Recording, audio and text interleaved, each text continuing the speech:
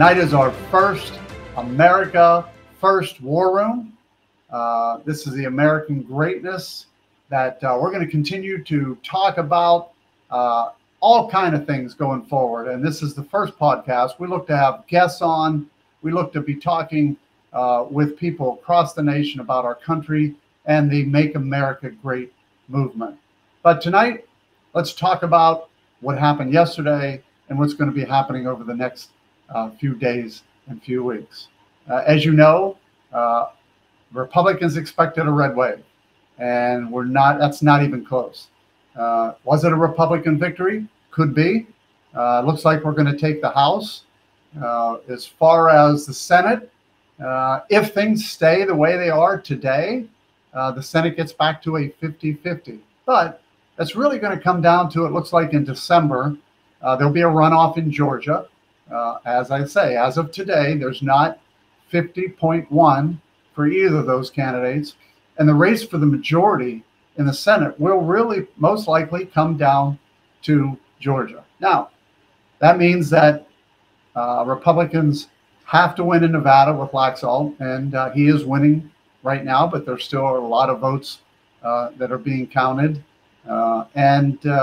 It's going to be interesting, as I say, but it was not a tsunami, that's for sure. The other real issue is the House. We will take the House, most likely. But here's the interesting thing. I served in the House, one of the largest waves ever. 2010 is that election. So in 2011, 64 Republicans were elected. We had a 29-seat majority. And it was still very difficult to get things done. The one thing I got to give Nancy Pelosi credit for is she had a 4 or 5 seat majority, but she got all of her Democrats to vote for everything. That will not be as easy for Kevin McCarthy, who most likely will be the next Speaker of the House. The real issue for Kevin McCarthy is that he also supported in the Republican primaries, he supported many candidates against some of the candidates who won last night. So there will be some issues there.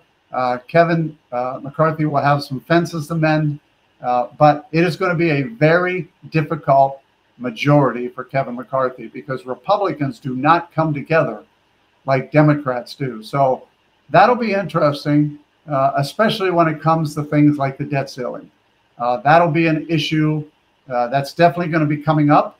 I would say that Nancy Pelosi set Republicans up for that. They're going to have to make a decision on the debt ceiling, and they're going to have the majority. One thing I learned when I was in Congress is the majority makes the decisions. The minority sits back and watches. And if the Democrats are in the minority next year in the House, which it appears they will be, the Republicans are going to have to make the decision on that crucial issue. But let's talk about, some of the races. You got Herschel Walker and Warnock in a dead heat. Nevada is far from over. Arizona and Wisconsin haven't been officially called, but it does look like Kelly's going to win in Arizona. It also looks like Johnson's probably going to win in Wisconsin. So we're going to come down to Nevada and Georgia, and both of those races will determine who ends up with the majority in the Senate. Some of the interesting races, though, in the House that some of you might not be aware of, in Colorado, Boebert. Many people know Boebert. She's the House member who carries a gun, big Second Amendment person, big, strong Second Amendment person. She's actually losing in her race as we speak, but it's a very close race, so we don't know where that's going. In Alaska, for many of you remember, Sarah Palin, she's losing and most likely will lose. New York, a very interesting race because the head of the DCCC, Sean Maloney, somebody I know, somebody I served with, a Democrat, who thought, he wasn't going to have any problems. It looks like he's going to be defeated by a Republican. So in that race, you have a Republican representative actually taking down one of the leadership candidates in the Democrat Congress. So that's interesting. And in Arizona, people won't know this name, but Schweikert's an individual that I actually served with, a Republican. He's losing, which is kind of interesting because he's been around since 2011 as well. So there are a lot of interesting races throughout the country. Many of you won't know the names. I do know them, but it does look like the House, as of tonight, is still uncertain as to how many seats Republicans will get in the majority. So interesting that it's interesting to see that this wave that everybody was talking about will not be coming. Let's talk a little bit about. I'm going to be looking down at my notes because things are changing all the time. But I tell you, there were three great key races for Republicans. DeSantis in Florida had an overwhelming win and actually flipped Miami-Dade County to Republican. That's really important because he lost that area 4 years ago and he turned it Republican. So Florida, which is now all Republican and all statewide Republican candidates, has definitely turned red under DeSantis. Kemp and Abbott, also two Republicans, one-handedly. And what's interesting about all three of those Republican candidates is all three of them did not close down their states. And all three of those candidates have states that are booming and growing and have economies that are growing, even in bad times that we have today with the Biden administration. It's interesting to see that Republicans really came out and supported three governors who didn't shut down the state. Now, on the reverse side, in Ohio, my state, Governor DeWine also won overwhelmingly, and he was one of those that did shut down the state. But the numbers are kind of interesting even in that race. What is surprising is that in 2022, this year so far, and these are not official, that his opponent Whaley only got 1.497 million votes, which that has to be a pure base because Whaley is a horrible candidate, a horrible Democratic candidate, and it shows because all the other statewide Democrats that ran against Republicans, and by the way, we had a Republican sweep in Ohio. All of the other Democrats that ran against the other statewide, their average vote count for the Democrats was 1.615. So Nan Whaley actually underperformed all of the other statewide candidates, which also is interesting is that in 2018, Governor DeWine was running against another candidate, a Democrat candidate who wasn't very popular, but that candidate got 2,070,000 votes. So almost 572,000 more votes than Nan Whaley got. So Nan Whaley actually lost almost 600,000 votes compared to her Democrat counterpart who ran in 2018, which shows you what a horrible bench Democrats have in Ohio. And I think that's the real key. I mean, there was nobody in Ohio on the Democrat side that stood out except for Tim Ryan. And even Tim Ryan lost. Ohio clearly is moving toward a Republican-leaning state, but we always have to be careful in Ohio because there are so many independents who really make the decisions. So it's going to be interesting going forward. We're going to have some interesting races to watch across our country.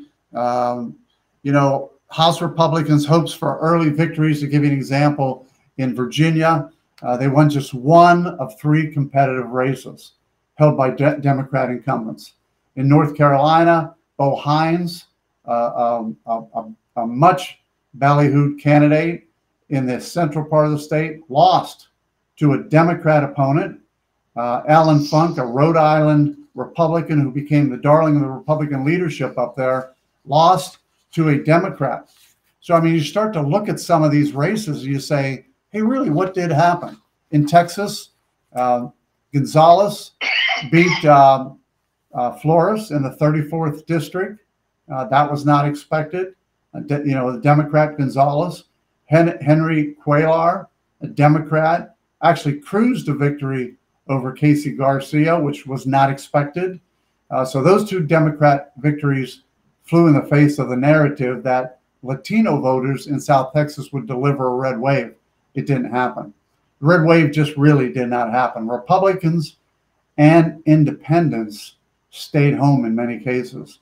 In Ohio, we did have some losses, though, in the congressional races. What's interesting about Ohio, Ohio used to have 16 congressional seats.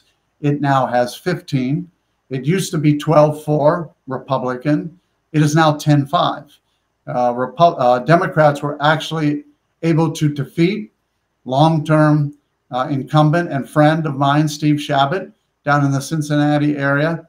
They also were able to hold off and win a seat up in the Toledo area with Marcy Kaptur, who was running, and that was an R+4 or 5 district, but J.R. Majewski actually lost. That's the 9th district. And then, of course, another shocker in the 13th district, which was Tim Ryan's old district, Emily Sykes actually defeated Madison Geziato. So those were some setbacks in Ohio. We lost 3 seats that were anticipated to be Republican wins, and Democrats held one, won the open seat, and then defeated an incumbent. So in Ohio, it's just not all red, and we have to be cautious of that. And the congressional seats show that.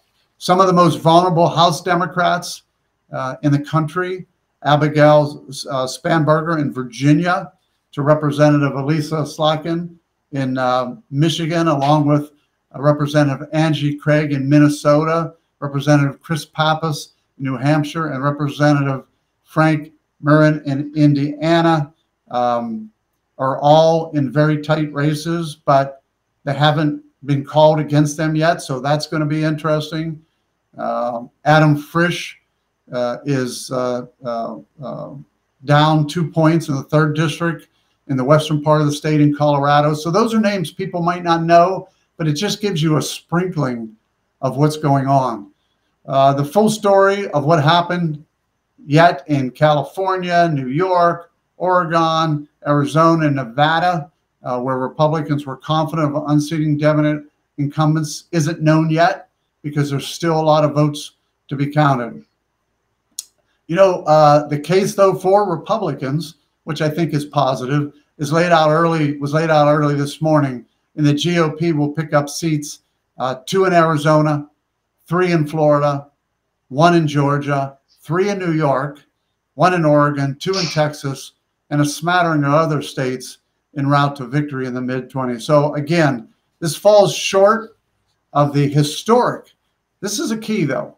This all falls short of a historic presidential first midterm elections. Normally, the first midterm election for a sitting president is a bad election for their party. And in this case, President Biden will lose the majority in the House. It appears, and it's not for certain, but not by an overwhelming amount, which many people expected.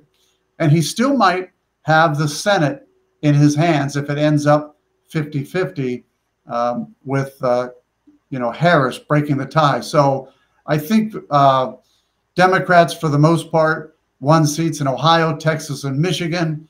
They were leading in some races in Arizona and California and Colorado. It would be pickups to cut into the GOP majority. It's going to be an interesting next few weeks. I do think we're going to have some governor candidates that'll come in. Arizona with Lake. She's still very close, but she is down. And I'm trying to look here at some of the other ones. Yeah, Hobbs 50.9 as we speak, Lake's 49.1. So she is losing right now, but still plenty of votes to come in. In the end, I think what we're going to find is the wave didn't occur. We still have a divided country, and we need to get the MAGA movement, the Make America Great movement, moving forward throughout our country. And that's really what the American Greatness Fund and PAC are all about. We are going to continue to promote the Make America, American Greatness model. Many of the policies of President Trump we believe in. We're going to continue to push those. We do have a big announcement potentially coming from former President Trump next week, whether he enters the race or not. It'll be interesting. He now has to look at some of the people he endorsed. I mean, a big example was in Pennsylvania. He endorsed Mastriano and Oz. Both of those candidates actually lost. And that was a big setback. It's actually a setback for the Senate, but it's actually a setback for Pennsylvania. You know, I was traveling through Pennsylvania last week, and I can tell you, people are not happy with what's going on, but they weren't happy with Mastriano as a Republican candidate. They said he was too far right, too extreme.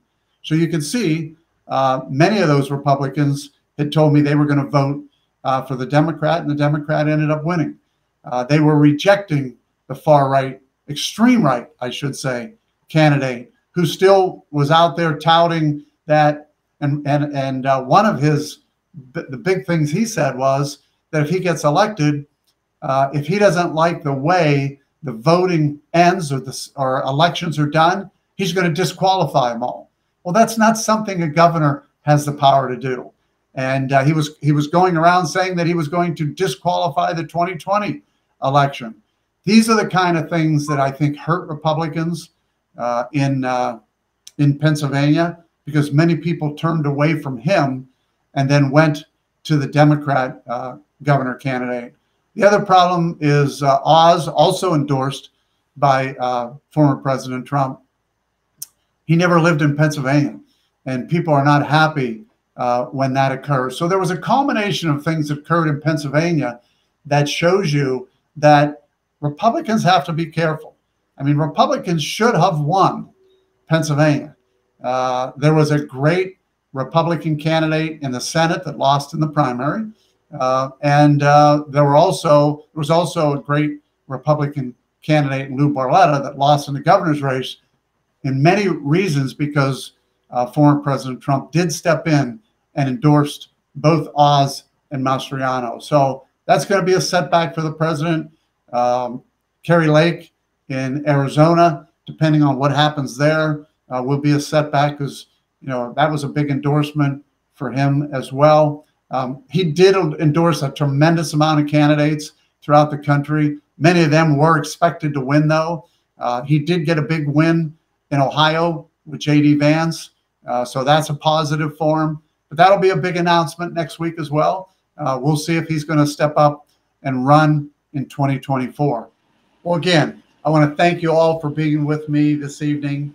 We're going to continue to have discussions about our future, MAGA movements. We're going to have discussions about making America great. We're going to have some great guests, media personalities.